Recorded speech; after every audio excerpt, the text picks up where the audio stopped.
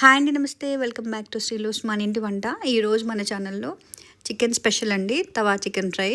ఇది చాలా మాయిశ్చర్గా కొంచెం లైట్గా ఆయిల్ వేసుకుని చాలా టేస్టీగా ఎలా తయారు చేసుకొని చూపిస్తున్నానండి. సో ఇది మనకి మాయిశ్చర్ ఎక్కువ ఉండి బాగా డీప్ ఫ్రైలా కాకుండా ఎగ్జాక్ట్ డ్రై కాకుండా వెట్టకాకుండా కన్సిస్టెన్సీలో వస్తుందండి. ఇప్పుడు మనకు కావాల్సిన పదార్థాలు ప్రాసెస్ చూద్దాం. బోన్లెస్ చికెన్ 1/2 kg తీసుకున్నానండి. పసుపు, ఉప్పు వేసి కడిగి పక్కన పెట్టుకున్నాను. ఒక 10 పచ్చిమిరకాయలు, కరివేపాకు, ధనియాలు, జీలకర్ర, అనాస పువ్వు, 5 మిరియాలు, 2 దాల్చిన చెక్క, 8 లవంగాలు, 2 యాలకులు, అల్లం వెల్లుల్లి పేస్ట్ 1 స్పూన్ తీసుకున్నానండి. ఉప్పు, కారం, పసుపు. ఫస్ట్ మనం క్లీన్ చేసుకున్న చికెన్కి ఇది ఉప్పు, కారం, పసుపు బాగా పట్టించాలండి.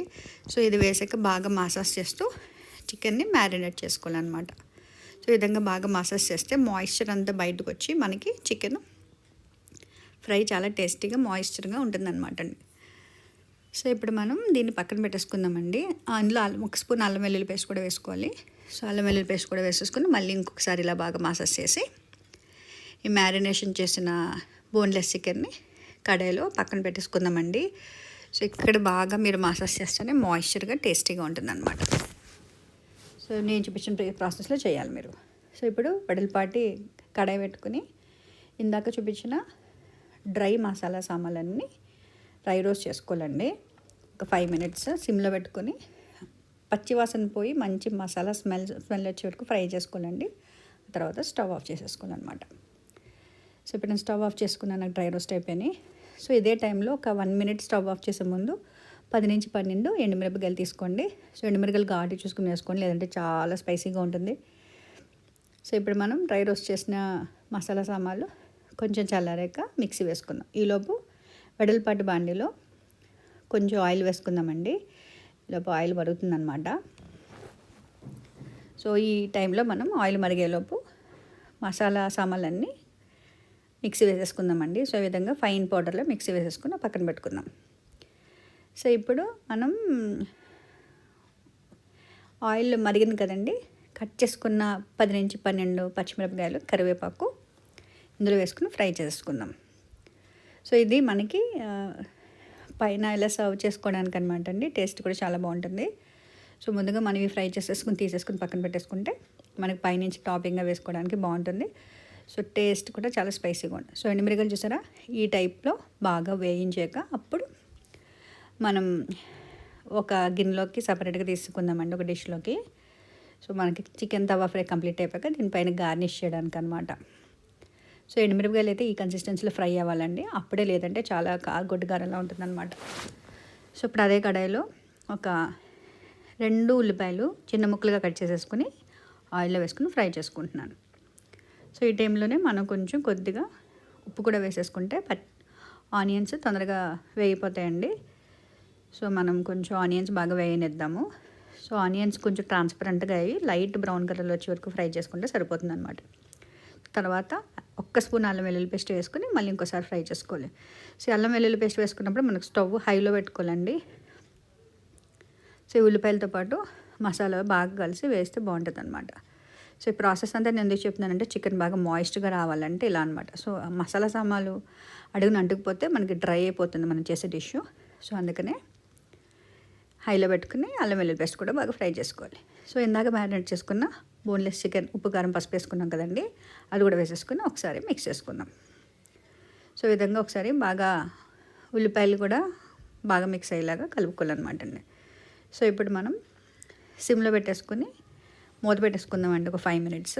సో మూత పెట్టేసుకున్న 5 minutes తర్వాత చూస్తే ఆయిల్ అంతా కొంచెం బయటికి ఎక్స్ట్రాక్ట్ అవుతుంది అనమాట. సో చూసారా, ఆయిల్ అంతా రిలీజ్ అయింది కదా.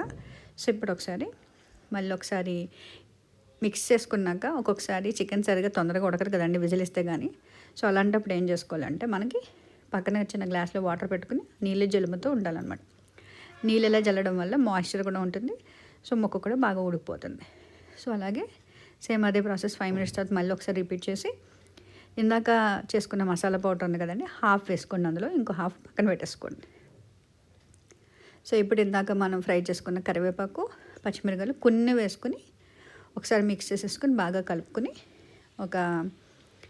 ఇప్పుడే ఈ టైంలోనే ఉప్పు, కారం అది చెక్ చేసుకోండి. మసాలాలు మీకు సరిపోయిన లేదో తర్వాత మూత పెట్టేసుకోండి. మళ్ళీ ఇంకో 5-10 మినిట్స్ సిమ్లోనే ఉండి మళ్ళీ ఒకసారి ఓపెన్ చేస్తే చూసారా వాటర్ జల్లాం కదా, మాయిశ్చర్ వల్ల కొంచెం నీళ్ళు వాటర్గా మనకు అనిపిస్తుంది కదా, బాగా డ్రై అయిపోకుండా. సో ఈ టైంలో గుప్పెడు కరివేపాకు తీసుకుని వేసేసేయండి. ఇప్పుడు మళ్ళీ ఒకసారి మిక్స్ చేసుకున్నాక ఒక 10 మినిట్స్ ఫ్రై చేసుకోండి. సో మనకి ఇక్కడ 80% ఉడికిపోయిందనమాట చికెను, ఇంకొక 20% ఉడకాలి కాబట్టి మళ్ళీ ఒకసారి మూత పెట్టుకోండి. ఇంకొక 5 మినిట్స్ తర్వాత ఒకసారి చెక్ చేయండి. ఇప్పుడు చికెన్ ఇప్పుడు బాగా ఉడికిపోయి ఉంటుందండి. సో ఈ టైంలో లాస్ట్లో కొత్తిమీర వేసుకుని గార్నిష్ చేసేసుకోండి. సో చాలా simple and easy chicken tawa fry ready అయిపోయిందండి. చాలా టేస్టీగా ఉంది.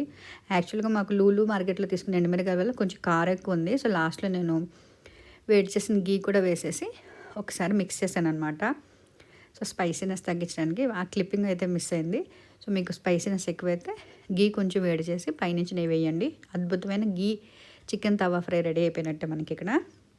సో చూసారా, ఈ కన్సిస్టెన్సీలో మాయిస్ట్గా బాగా డ్రై అయిపోకుండా వెట్గా కాకుండా కూడా ఉందన్నమాట.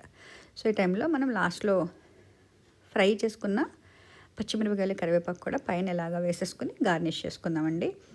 అంతే, చాలా simple and easy chicken tawa fry ready అయిపోయిందండి. టేస్ట్ అయితే అద్భుతంగా వచ్చింది. సో చాలా సింపుల్, బ్యాచిలర్స్ కూడా చాలా ఈజీగా చేసేసుకోవచ్చు.